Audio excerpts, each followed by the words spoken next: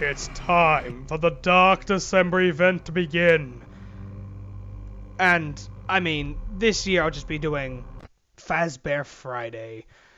I think that'll be just best, and, I mean, I'm going to split up the footage because, of course, I'm just really doing one game per Friday. So this Friday we're starting with FNAF 1, and amazingly, and I mean amazingly, this playthrough did not involve me dying once. I mean, I know for the future games I'll cut out the rest of the deaths, because I know FNAF 2 will have about 1 billion deaths, because that game is impossibly hard. But for those who don't know Five Nights at Freddy's, because you've been living under a rock, for the past, what, 2 years? Yeah, 2 years. This game is a simple horror game developed by the Scott Cawthon, who I would call a living legend. I was going to say legend living, but, you know, whatever. And no, not just for this game. I actually much prefer his other games like The Desolate Hope over this one, because of the variant in gameplay and the styles that are used, as long as the story and the graphics. However, in this game, it's a very simple game. I actually say that a lot, don't I, in my playthroughs? Anyway, this game involves keeping an eye on cameras and closing doors and shining lights in order to see where monsters are, or specifically, in this case, animatronic animals.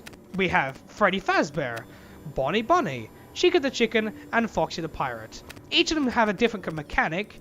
Well, I mean, I say different mechanic, but to be honest, Bonnie and Chica just do the exact same thing. They just have like a different AI. Bonnie can really just teleport anywhere in the building, and Chica just moves towards you.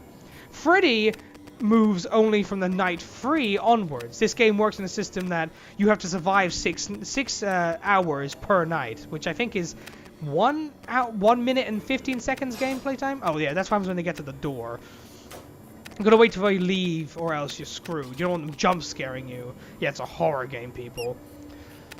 So, and Freddy only really moves towards you, you know, on night 3 onwards. And Foxy comes in if you don't look at him often enough. He's in camera 1C. If you don't look at him often enough, he will move out of his stage and kill you. And we're almost at the end of night 1 here. Getting to the end, and we finally get the victory. 5 a.m. 6 a.m. Yay! Hear those kids scream and cheer because you didn't die by having an animatronic scream in your face. I will be speeding up the entire game because obviously if I didn't, we'd be here for a very long time. And I'd rather not do that. Because, I mean, think about it. If each of these gameplay footage is sped like 4 times, and this video is 15 minutes long, there being 6 nights. Yes, 6 nights. For those people who don't know, there's a secret 6th and 7th night. But 7th is custom night, and I'm not doing it because I have beaten 320 before. Wait, no, 420 before. But I'm not going to in this playthrough, obviously, because I didn't have time to, like, train myself up again, because it was like a year ago I did it, so, more than a year ago. I was like one of the first people to do it. Yeah. But that was a couple of years ago by this point.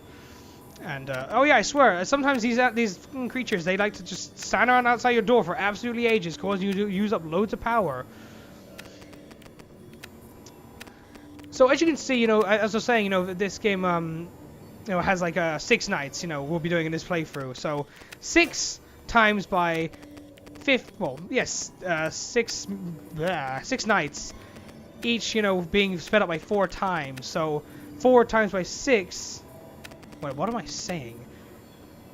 Well, basically, 15 minutes, take away the 4 times speed, and you basically get like an hour of gameplay.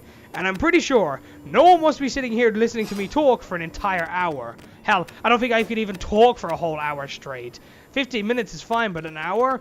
Oh my god, we'll be here all day. Also, you can see Foxy's pointing, sticking his little head out of the Candle Cove. Wait, Candle Cove? Pirate Cove. Candle Cove is a completely different place. In fact, that's another story altogether. Now, I won't be looking at the what if there was a game about that? That'd be awesome. Oh, there's a TV series about that. Guess that's good enough. Has anyone heard of that? Channel Zero? Yeah, Channel Zero is a pretty awesome show. It's based off Candle Cove. It's that's a creepypasta from the internet.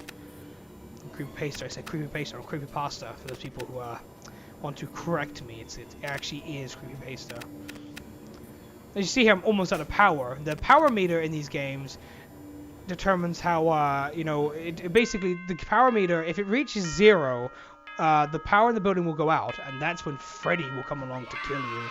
Originally, that's the only time Freddy would have killed you, but Scott Cawthon decided to change the game up in order to allow Freddy, in this night specifically, to come along and kill you anyway. And his gimmick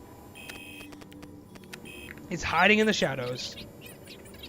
Yeah, so he's really hard to spot, but you do know whenever he moves. Whenever he moves, you can hear him laugh. I don't know if you hear him laugh in this, because it'll be like a high-pitched squealy chipmunk going past, but you'll probably hear little girls laugh, because that's actually what the sound is.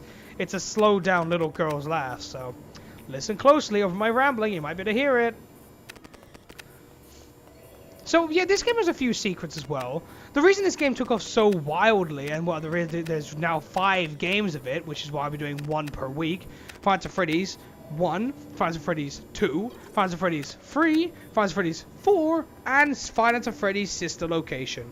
We'll be doing 1 game each week on a Friday for Fazbear Friday in Dark December. And that will run past Christmas, obviously, because it was basically the only day of the month where there was 5, so I wanted to get that done, you know. And of course, Friday fits nicely because Fazbear Friday, you know, it's alliteration. And but yeah, the reason this game took off so wildly was because of the fact that this game actually has hidden story lurking beneath the cracks in the cement. If you look on the posters and the walls for some of the cameras, you can actually see the information about different stories. Apparently there's been a murder going on. A murder? No.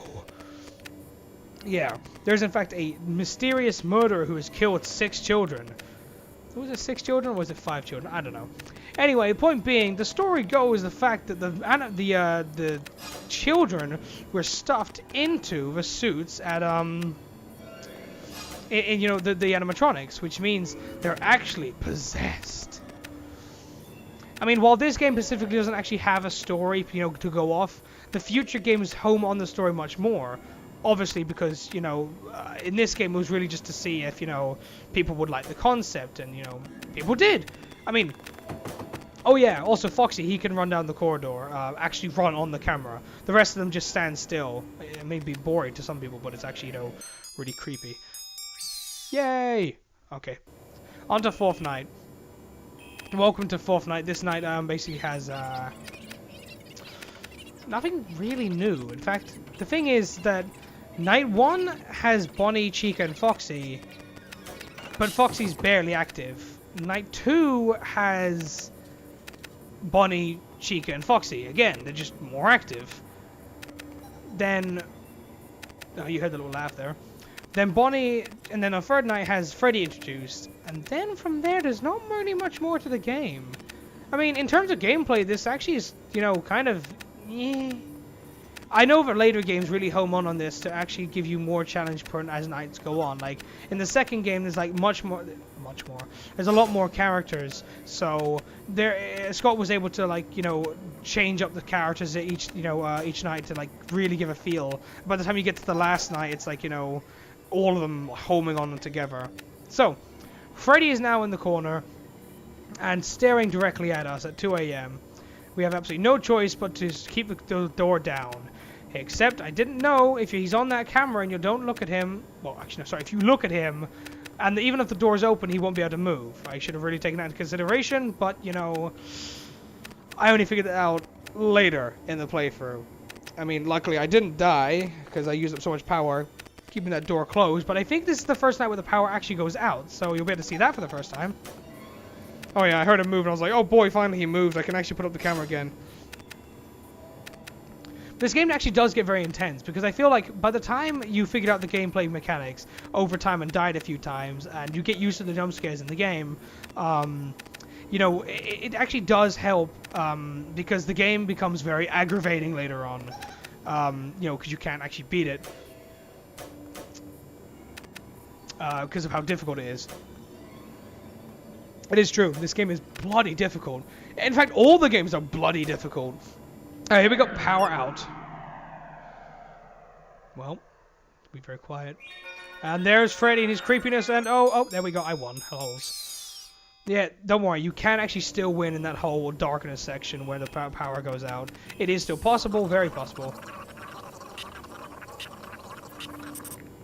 Okay, that was the weirdest noises ever. Anyway, And this night they get very active, like super active. You gotta be really on your toes. Night 5 and night 6 are literally the exact same night. They're just much harder than each other. But this is night 5, so we're not to the top of the podium of difficulty yet. But this game does get very difficult towards the end. Especially, I mean, if you try 420 mode in this game, which is, you know, in custom nights, where you can set the difficulty from 0 to 20 for each animatronic, 20, 20, 20, 20, or 420 is extremely difficult. I mean, there are tactics nowadays to beat it easily. I remember, like, when it first came out, there was only, like, one person who did it, and it was, like, the insanest strategy ever where, like, if you made one mistake, you were just, that was it, you were done for. But nowadays, there are strategies where you can easily beat it with, like, 10% power left, and it's like, whatever. You know, the challenge kind of becomes lost over time because people figure out much easier strategies to beat it. But at least, you know, that, at the end of things, you know, people who beat it at the beginning are appreciated a lot more than people who beat it later. The people who figured out the strategies originally are usually praised a lot more. I mean, this game really became popular because of Markiplier, which is actually kind of funny because Markiplier became popular more so because of this game. So it kind of had like a double effect on each other. You know, he played the game and other people played it because he played it. And because of that, he got more popular because of Five Nights at Freddy's videos. Because Five Nights at Freddy's became popular, he became even more popular. And because he became even more popular, Five Nights at Freddy's became even more popular. So it's kind of like a rebound on each other, which is awesome, I think. You know, when two things like that can become even more popular together, you know, allowing for each other to become even better. And you know, that doesn't always happen. That's a very lucky maneuver because, I mean, I think Scott Cawthon actually was really lucky because this was going to be his final game. Because he's been making games for so long. Apparently he first made games when he was 13 years of age. Just 13 years of age. That is amazing. I mean, I did make him the same age, but anyway. And also, good job. Congratulations, we got to the end. But yeah, like, he went through a big emotional story for, like, how we got to, like, here nowadays. I mean, he originally was going to commit suicide at one point, which he told his doctor about his suicidal thoughts, you know, and the doctor called up his life insurance and told him to cancel it. Well, I mean, no, actually, I don't think he told him to cancel it. I'm pretty sure he probably told him about the suicidal thoughts, and they were like, well, quickly, cancel his life insurance. At that point, as he says, I can't remember the interview where it comes from, but at that point, he didn't have anything to live for, but he didn't have anything to die for either. So he made one last game. And this game came from Chipper and Sons, I forget what the game was called. I haven't never even played it, and I'm so sad I haven't played it. Well, anyway, Chipper and Sons, Lumber Company or whatever, Lumber Co. or something like that. Chipper and Sons Lumber Co. will come with that. And, you know, and the thing is, because the people who complain, like specifically like moms and parents of that, who complain that the game Chipper and Sons looked very like the characters looked like evil animatronics, like really creepy animatronics. He took that concept and said, what if I deliberately made them evil? And this was the amazing result, or not really amazing, but more to say, the result of a big emotional story that led up to this point, and to say, yeah, screw you people, I'm now a millionaire. I can literally just sit here and do nothing. But, I must admit, the guy is truly amazing how quickly he can make these games. It's been 2 years and he's already given us 6 FNAF games. You may be wondering, 6? But I said before you were only going to do 5 for this playthrough of Fazbear Friday. It's true. I'm playing the horror games. There's actually one more game, FNAF World, which I may play in the future of this channel, you know, at some point maybe. But we'll see how things play out. And that, you know, because of course I'm only playing there's only 5 horror games and 1 RPG. Alright. It is 5 a.m. on night 6, and that means we're almost at the end of this game. Power is running out, but I am pretty persistent that I'm pretty certain we're going to get to the end of this thing without running out of power. So, that'll finish up for the first week of Fazbear Fridays, Dark December. Maybe for next Dark December I'll do a much bigger thing, because by that point I may have, like, better support and more money. Hooray, money. Alright, that finishes up for tonight. And then I shall see you all later. Good job, sport. You earned some overtime. Michael Schmidt, or just Mike Schmidt as it's written there. Employee of the month. Oh boy. You don't exactly have to do much to become employee of the month. You know, except like not die horribly. Oh look, it's the screen. I wonder what happens if we set it to 1987. Oh god, creepy!